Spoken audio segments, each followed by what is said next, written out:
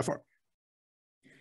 I was super intrigued by one of the instructions you gave today, which was you're talking unconsciously to her. Yes.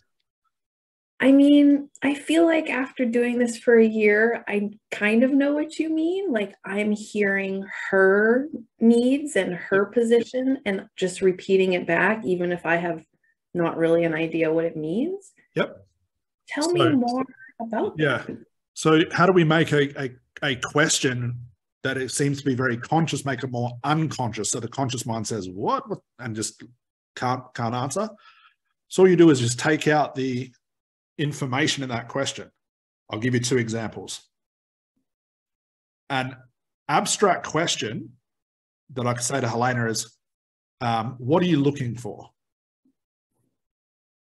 There's not a lot of information where the conscious mind can say, okay, what do you mean? Is it this, this, and this? A conscious version of that is, what are you looking for in regards to your problem that would stop you being bored and feel good about posting on social? Too much conscious information.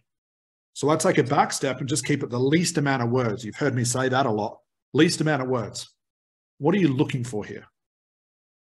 What's not clear? When she says, I'm looking for clarity, what's not clear?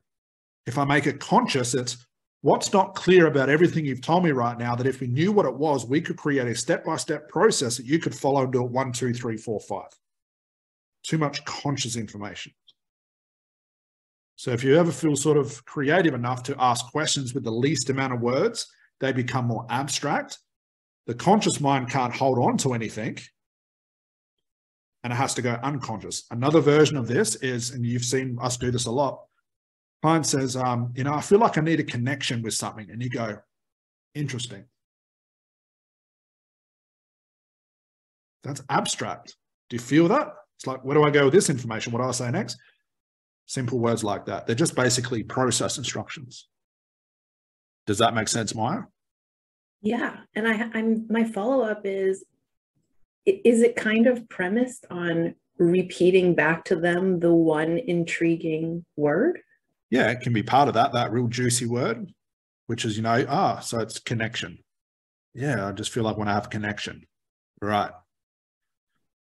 Just connection. And you're just waiting for them to fill in. It's like an ellipsis, right? Like, okay, well, what does that mean to you? Yep, but I'm not saying it in those words because then it becomes conscious again. So the way you said it was perfectly. I'm waiting for my client to fill in the gaps, not me. But what I'm doing is like creating this little silence where my intention is you keep talking, so I'm waiting for you to say something about that. You're putting them, and it's all about timing. You're putting them in that place where the attention needs to be that grows the unconscious moment. They try and escape the moment. There's little oven they're baking in. They try and get out of the oven. You go, no, come back. Yeah, but I've got conscious. No, come back. What's that connection thing? Conscious, no, come back. And eventually they just stay there and go, do what you want to me. I'm feeling too good. That's sort of where we got Helena, where she was just smiling and laughing. There's a lot going on in her head, but not enough where it needs any words. Mm-hmm. And all Kyle was doing is just repeating back, getting high, something like that. Imagine that script. Who in their right mind could have wrote that?